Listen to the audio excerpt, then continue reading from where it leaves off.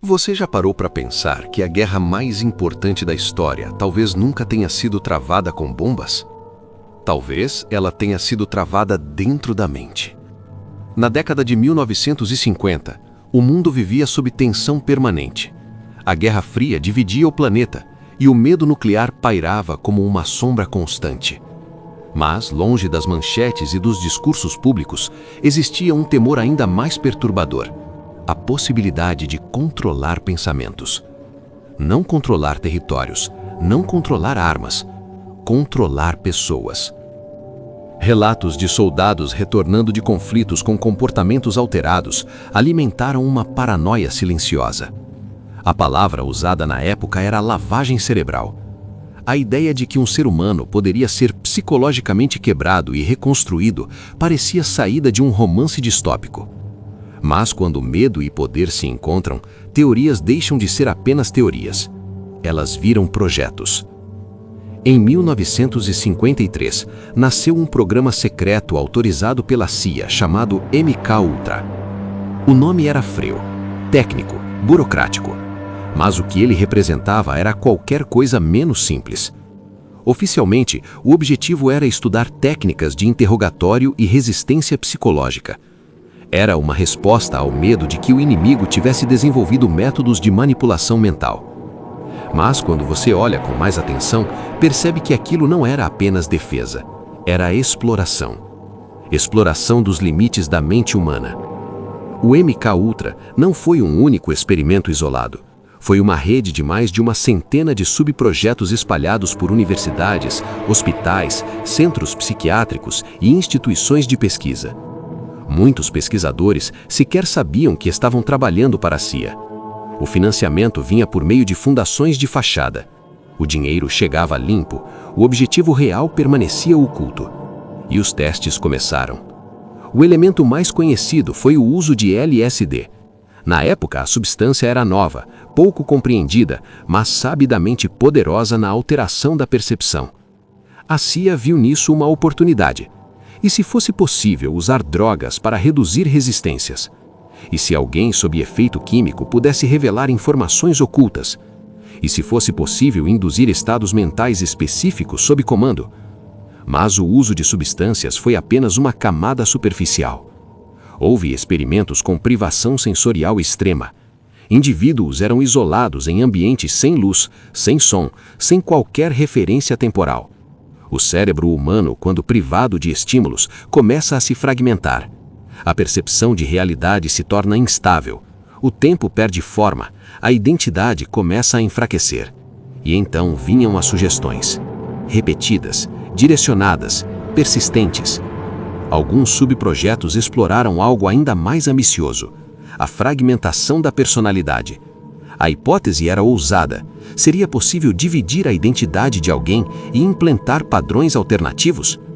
Pode parecer exagero, mas o que torna tudo isso inquietante não é a teoria. É o fato de que o governo americano confirmou que o MK-Ultra existiu. Nos anos 1970, audiências públicas revelaram parte do programa. Documentos vieram à tona, testemunhos foram ouvidos. Houve relatos de danos psicológicos permanentes. E então, aconteceu algo ainda mais perturbador. Em 1973, quando investigações começaram a se aproximar do programa, milhares de documentos foram destruídos por ordem direta da liderança da CIA. Destruídos, não arquivados, não classificados, apagados. Quando um governo destrói registros, não é apenas uma tentativa de encerrar um projeto. É uma tentativa de controlar o que poderá ser reconstruído. Porque sem registros, não há reconstrução completa. Sem reconstrução, não há responsabilização total. Oficialmente, o programa foi encerrado. Oficialmente, mas essa palavra sempre soa conveniente demais. O MK-Ultra foi apenas um reflexo paranoico da Guerra Fria? Ou foi o primeiro grande laboratório institucional de manipulação psicológica? Aqui está o ponto que quase ninguém explora. Não é apenas sobre o que foi feito, é sobre o que foi aprendido. Durante os experimentos, pesquisadores perceberam algo essencial. A mente humana é extremamente maleável quando colocada sob condições específicas de estresse, repetição e isolamento. Não é necessário destruir completamente alguém para alterar sua percepção. Basta criar confusão suficiente. Basta retirar referências. Basta inserir estímulos estratégicos. Se você controla o ambiente informacional de uma pessoa, você controla suas referências. Se você controla as referências, você influencia a interpretação. E se você influencia a interpretação, você influencia decisões. Essa é a transição silenciosa. O MKUltra pode ter sido uma tentativa agressiva de manipulação direta, mas talvez o verdadeiro avanço tenha sido compreender como ambientes moldam comportamentos. Hoje, nós vivemos em ambientes cuidadosamente estruturados. Ambientes digitais, ambientes sociais, ambientes emocionais. Não é necessário administrar drogas para alterar percepção. Basta repetição, basta narrativa, basta reforço emocional constante. A mente humana busca coerência, e quando uma narrativa é repetida o suficiente, ela se torna confortável. Conforto gera aceitação. Aceitação gera normalização. Normalização molda comportamento coletivo. Talvez o MKUltra não tenha criado agentes programados, mas pode ter aberto portas para algo mais sofisticado. Modelagem comportamental em larga escala. Não forçando indivíduos, mas conduzindo massas. Porque existe uma diferença crucial entre controle forçado e condução invisível. Quando alguém é forçado, resiste. Quando alguém acredita que escolheu por sua própria conta, o controle é invisível. Você já percebeu como certas ideias surgem simultaneamente em diferentes lugares? Como medos coletivos parecem sincronizados? Como mudanças culturais acontecem de forma acelerada? Pode ser apenas dinâmica social, pode ser coincidência, mas quando a história prova que instituições já ultrapassaram limites éticos em nome de segurança, coincidências começam a parecer menos confortáveis. Programas secretos não nascem do nada. Eles nascem de interesses, e interesses não desaparecem, eles evoluem. Na década de 1950, controlar a mente exigia métodos brutos.